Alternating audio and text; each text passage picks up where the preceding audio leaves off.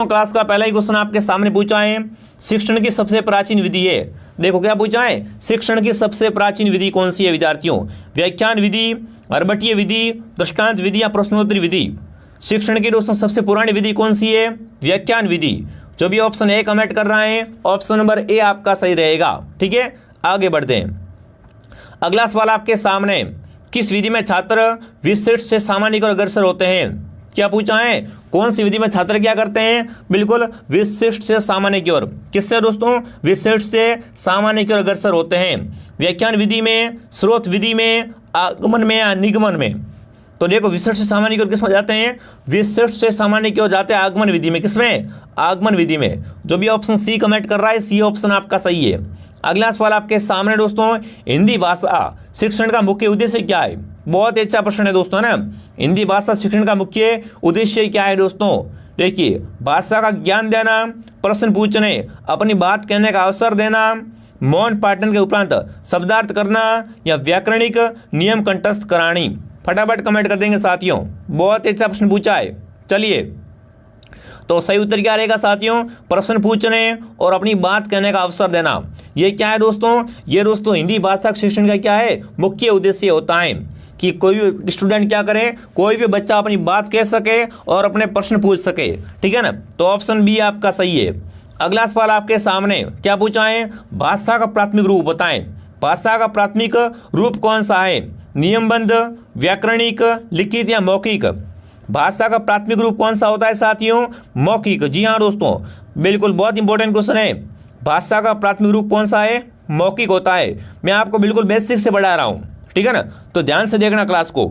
अगला सवाल पूछा है, भाषा प्रयोग की कुशलता संभव है। भाषा प्रयोग की कुशलता किससे संभव है विद्यार्थियों? पाठ्य पुस्तक पढ़ने से, अधिक से अधिक भाषा प्रयोग से, केवल भाषा सुनने से या केवल साहित्य पढ़ने से? भाषा प्रयोग की कुशलता है ये किससे संभव है विद्यार्थियों? तो ये किससे है? अधिक से अधिक, है ना, अधिक से अधिक भाषा के प्रयोग से क्या होगा दोस्तों? बिल्कुल भाषा में कुशलता आएगी। तो बी ऑप्शन आपका सही है। जैसे अपन कोई भी काम कर रहे हैं, अगर वो काम अपन बार बार कर रहे हैं तो उसमें अपन क्या हो जाते हैं? बिल्कुल एकदम कुशल हो जाते हैं। ये तो मैं चुटकियों में कर दूंगा, वही बात है। तो यहाँ पर क्या करना पड़ेगा दोस्तों? अधिक से अधिक भाषा का प्रयोग करना पड़ेगा। अगला सवाल आपके सामने, श्रवण कौशल का संबंध है। श्रवण कौशल का संबंध किससे है? कान से, नाक से, मुंह से या आंख से? श्रवण मतलब सुनना, है ना, तो सुनते किससे है विद्यार्थियों? कान से। श्रवण कौशल का संबंध किससे है दोस्तों? कान से। बच्चे को ये क्वेश्चन आने चाहिए। अगला सवाल आपके सामने, पठन कौशल में आवश्यक है। पठन कौशल में क्या आवश्यक है विद्यार्थियों? परोक्ष विधि, अर्थ ग्रहण, शब्द चयन या प्रत्यक्ष विधि? जहाँ दोस्तों आप कोई भी चीज़ को पढ़ रहे हो, है ना, आप उसको पढ़ते ही जा रहे हो और उसका अगर आपको अर्थ ग्रहण नहीं हो रहा है तो विधि क्या है? कोई काम का नहीं है विद्यार्थियों। इसलिए पठन कौशल में क्या है? पठन कौशल में विद्यार्थियों आपको अर्थ ग्रहण होना बहुत ही आवश्यक है। वेरी इंपॉर्टेंट दोस्तों। जो भी ऑप्शन बी कमेंट कर रहा है बी ऑप्शन आपका सही है। अगला सवाल, भाषा कौशल में कितने चरण है? 4, 5, 2 या 3? भाषा कौशल के कितने चरण हैं वो आपको बताना है। तो 4 चरण है, ठीक है ना। भाषा कौशल के 4 चरण होते हैं। अगला सवाल आपके सामने क्या पूछा है? भाषा शिक्षण का लक्ष्य है। भाषा शिक्षण का लक्ष्य क्या है दोस्तों? है ना, अध्ययन अध्यापन का विकास करना, मानवीय संवेदना का विकास करना, भाषा की समझ और अभिव्यक्ति का विकास करना या दोस्तों अर्थपूर्ण है वो यश प्राप्त करना? भाषा शिक्षण का दोस्तों उद्देश्य क्या होता है? लक्ष्य क्या होता है? तो वो दोस्तों क्या है? टारगेट क्या है इसका? भाषा की समझ और अभिव्यक्ति का विकास करना ही क्या होता है? भाषा शिक्षण का उद्देश्य लक्ष्य होता है। ऑप्शन सी आपका सही है। अगला सवाल आपके सामने पूछा है दोस्तों, इनमें से भाषा शिक्षण की चुनौती है। कमेंट करना, इनमें से कौन क्या है दोस्तों?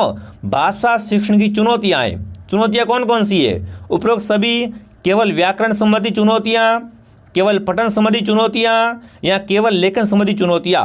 तो देखो दोस्तों इनमें से, है ना, भाषा शिक्षण संबंधी चुनौतियां कौन कौन सी? तीनों ही है, ठीक है ना। बिल्कुल, व्याकरण संबंधी भी है, पठन संबंधी भी है और लेखन संबंधी भी है। मतलब क्या आएगा? उपरोक्त सभी।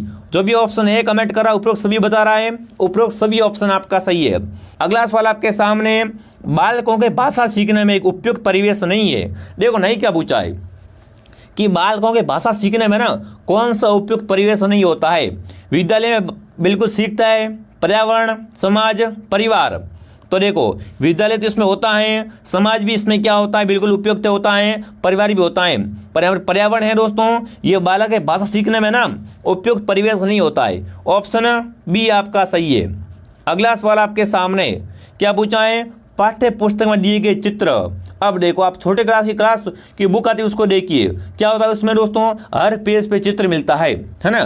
तो उससे क्या होता है, देखिए पाठ्य पुस्तक की शोभा बढ़ाते हैं या अनावश्यक जगह घेरते हैं, संकलन का स्पष्टीकरण करते हैं या परंपरा का निर्वाह करते हैं। पाठ्य पुस्तक में दिए गए चित्र ये दोस्तों क्या करते हैं, स्पष्टीकरण करते हैं। क्या करते हैं साथियों, स्पष्टीकरण। जैसे अपन कोई भी समझ में नहीं आ रहा है तो अपन उस चित्र में देख के समझ सकते हैं। यहाँ पर अपन कोई भी एक बुक पढ़ रहे हैं, अगर उसमें चित्र है ना तो वो अपन को क्या है ज़्यादा याद रहेगा, है ना। देखी हुई चीज़ें क्या है माइंड में ज़्यादा रहती है। तो ऑप्शन नंबर सी आपका सही है। जो भी ऑप्शन सी कमेंट कर रहा है ना, सी ऑप्शन सही रहेगा। अगला सवाल आपके सामने, भाषा की पाठ्य पुस्तक ऐसी हो जिसमें, है ना, भाषा की पाठ्य पुस्तक ऐसी जिसमें क्या हो, कविताएं हो, कहानियां हो, अभ्यास हो या जीवन और भाषा की विविध रंग हो। बहुत ही अच्छा प्रश्न पूछा है दोस्तों, है ना। भाषा की पाठ्य पुस्तक कैसी होनी चाहिए दोस्तों, उसमें क्या होना चाहिए, अरे उसमें क्या होना चाहिए, जीवन और भाषा के विविध रंग होने चाहिए। ऑप्शन डी आपका सही रहेगा। लीजिए अगला सवाल आपके सामने, जिस सामग्री के द्वारा सुनकर देखकर ज्ञान प्राप्त करते हैं उसे क्या कहते हैं विद्यार्थियों। क्या पूछा है, ऐसी सामग्री जिससे अपन क्या है सुनकर भी ज्ञान प्राप्त करते हैं, देखकर भी, दोनों की बात कही, सुनकर भी देखकर भी, तो क्या हो जाएगी ये विद्यार्थियों, सर्वय दर्शय। क्या हो जाएगी, बिल्कुल सुनना मतलब हो जाएगा सर्वय और देखकर मतलब दृश्य सामग्री। मतलब ऑप्शन सी आपका सही है। यहाँ पर कौन सा ऑप्शन आपका सही रहेगा दोस्तों, सी ऑप्शन आपका सही रहेगा। बिल्कुल बेसिक क्वेश्चन है। अगला सवाल आपके सामने, रेडियो, प्रोजेक्ट, वीडियो, टेलीविजन आदि है, उसमें कमेंट करेंगे। रेडियो, प्रोजेक्ट, वीडियो और टेलीविजन ये सब क्या है, सॉफ्टवेयर उपकरण है, हार्डवेयर उपकरण है, घरेलू उपकरण या इनमें से कोई नहीं। तो सही उत्तर क्या रहेगा आपका यहाँ पर दोस्तों, ये सब क्या है, हार्डवेयर उपकरण। कैसे हार्डवेयर उपकरण है दोस्तों, हार्डवेयर उपकरण है। अगला सवाल आपके सामने क्या पूछा दोस्तों, शिक्षण को प्रभावशाली बनाने वाली सामग्री है। शिक्षण को है ना प्रभावशाली बनाने वाली सामग्री कौन सी है, उपरोक्त सभी, केवल ब्लैक बोर्ड, पाठ्य पुस्तक या मानचित्र। तो इन तीनों से क्या हो सकता है विद्यार्थियों, शिक्षण इफेक्टिव मतलब प्रभावशाली बन सकता है। ऑप्शन ए आपका सही, उपरोक्त सभी। जो भी उपरोक्त सभी कमेंट कर रहा है शानदार। अगला सवाल, निम्नलिखित में से छात्रों के लिए उपयुक्त दृश्य सर्वे सामग्री कौन सी है। ठीक है ना, दृश्य सर्वे कौन सी है विद्यार्थियों, रेडियो, टेप रिकॉर्डर, मानचित्र, globe, black board, computer, mobile और गेम्स। तो आपको पता है साथियों, छात्रों के लिए ना बिल्कुल उपयुक्त सामग्री कौन सी रहेगी, ब्लैक बोर्ड और कंप्यूटर। कौन सी दोस्तों, ब्लैक बोर्ड और कंप्यूटर, है ना। बहुत अच्छा प्रश्न है, ऑप्शन सी आपका सही है। अगला सवाल आपके सामने, मूल्यांकन एक प्रक्रिया है, सतत है, गतिशील, व्यापक या सीमित। मूल्यांकन दोस्तों कैसी प्रक्रिया है, मूल्यांकन क्या है, सतत है। क्या है मूल्यांकन, सतत प्रक्रिया है। ऑप्शन ए आपका सही है।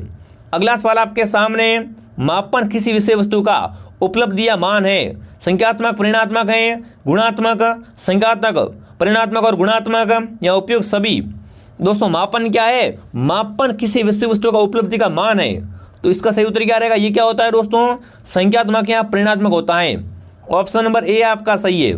अगला सवाल आपसे क्या पूछा है, CCE से तात्पर्य है, वेरी इंपॉर्टेंट है CCE, रीट वालों वेरी इंपॉर्टेंट है CCE।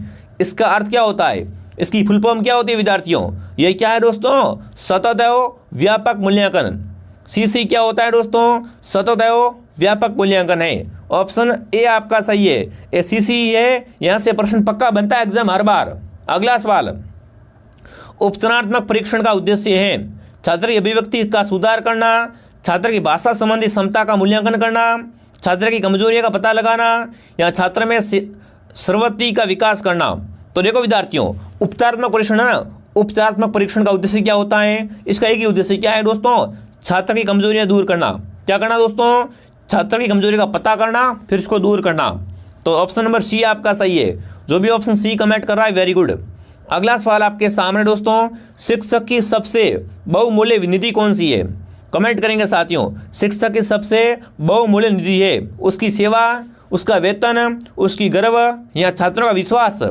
तो आपको पता है दोस्तों, छात्रों का विश्वास बहुत इंपॉर्टेंट है, ठीक है ना। छात्रों को बिल्कुल ट्रस्ट होना चाहिए टीचर पे, मतलब छात्रों का विश्वास उसके प्रति करे तो क्या है वो शिक्षक की सबसे बहुमूल्य निधि होगी। ऑप्शन डी आपका सही है। अगला सवाल, निम्न में से कौन सा पर्यावरण का भौतिक कारक है? पर्यावरण का भौतिक कारक कौन सा है? पेड़ पौधे, वायु, मनुष्य या सूक्ष्म? फटाफट कमेंट कीजिए। पर्यावरण का भौतिक कारक कौन सा है दोस्तों? बिल्कुल वायु, ठीक है ना। भौतिक कारक में क्या क्या आता है दोस्तों? जल, वायु, मिट्टी, खनिज, चट्टान, अग्नि। और जैविक कारक में पेड़ पौधे, सूक्ष्म जीव और प्राणी। ऑप्शन बी आपका सही है। अगला सवाल आपके सामने, पर्यावरण अध्ययन की कक्षा आधारित होनी चाहिए। दोस्तों पर्यावरण अध्ययन की कक्षा है ना, ये किस पे आधारित होनी चाहिए?